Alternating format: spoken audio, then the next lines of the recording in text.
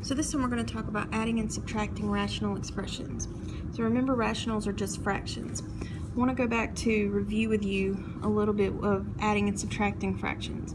So if you have the fraction, say 3/4 plus 2/4, okay, you can go ahead and add these two fractions together because they have a common denominator, which means their denominators are the same. So you have a 4 and a 4, which means then you can just add your numerators together and you get 5/4. Okay, so that's just a simple review of that. Now, if we go to some fractions that do not have common denominators, 2/3 and 3/4. What you have to do now, hopefully you remember, is you have to go back and find a common denominator. So we need to find the least common multiple of 3 and 4. Now the easiest way to do that is to simply multiply the denominator by the other denominator. So you would multiply the 3 by the 4 and the 4 by the 3. Okay, but when you're dealing with fractions, what you do to the bottom, you got to do to the top. So if we divide the denominator by 4, or I'm sorry, multiply by 4, we're going to have to multiply the numerator by 4. Same thing over here. If you multiply the denominator by 3, multiply the numerator by 3. All right, so let's do that multiplication and then write what we have left.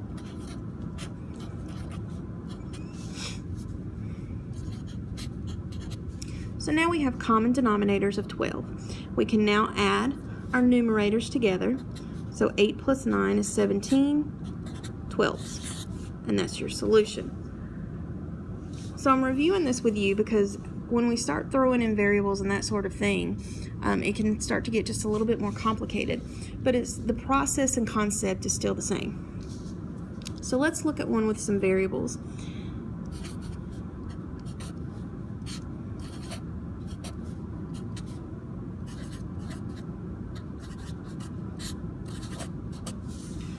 Okay, so in this particular case, they both have a denominator of 8v.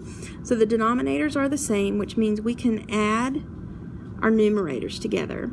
All right, so if you take a look at our numerators, though, we have two sets of polynomials. We have a u minus v, and we have 6u minus 3v.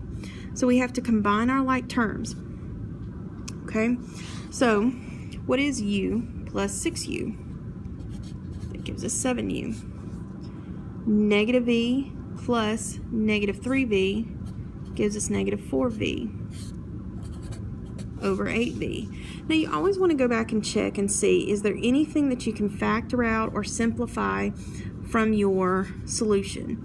In this case, there isn't. 7 is a prime number, so we can't factor anything out here from our numerator. And 8v is just down here by itself, so there's nothing we can do to it either. So this right here is your solution. Okay.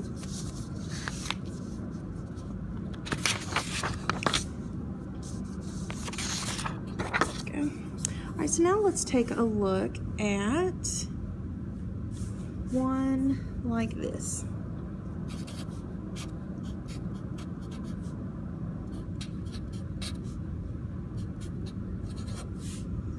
Alright, so obviously you can tell that these denominators are different. So we need to go back to that process where we looked at before and find common denominators. And again, the easiest way to do that is to multiply this denominator by this one and this one by this one. So I'm going to switch up colors.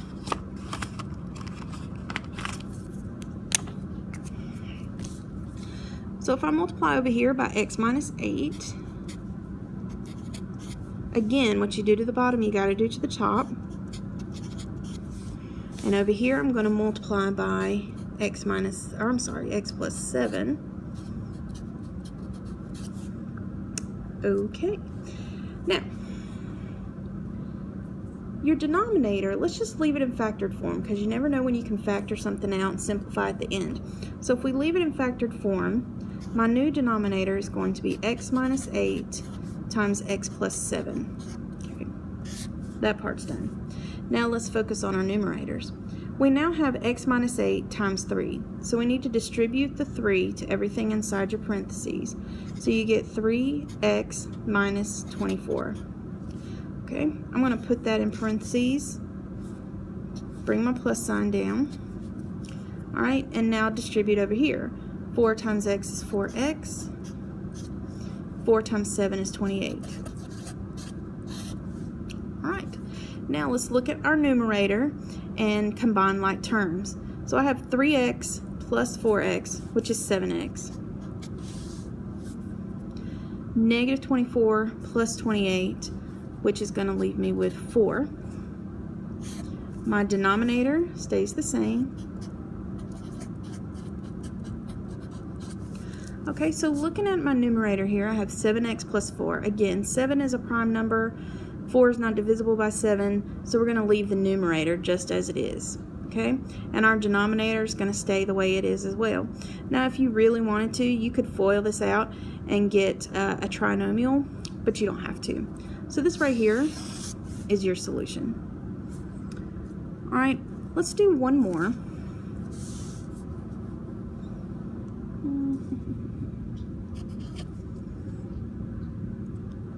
Actually, I tell you what, let's do one that's a subtraction.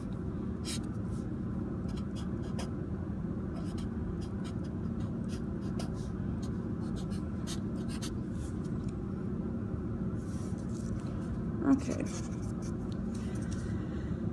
So subtraction, you do the same as you would an addition problem. You need to find a common denominator and repeat the whole process as above, except you just have a subtraction sign in here now. So again, with the subtraction, you have to be careful of your positive and negative signs. Okay, so what I'm going to look at here is I have 4v squared plus 4v, and I have a 2.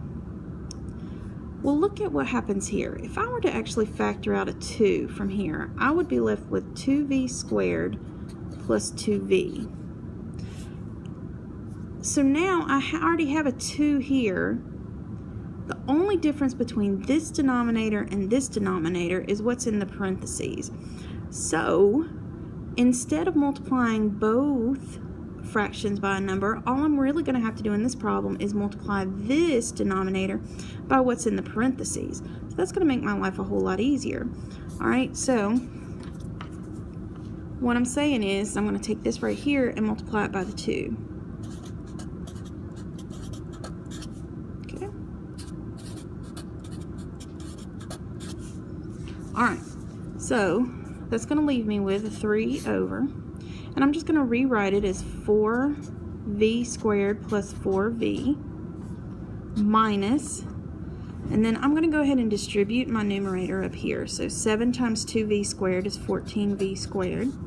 7 times 2v is plus 14v, all over 4v squared plus 4v. So now I did a subtraction. Well, I have 3 minus all of that. So when I write that, it's going to be 3 minus 14v squared minus 14v all over 4v squared plus 4v. There's no simplification that you can do here, so you're done.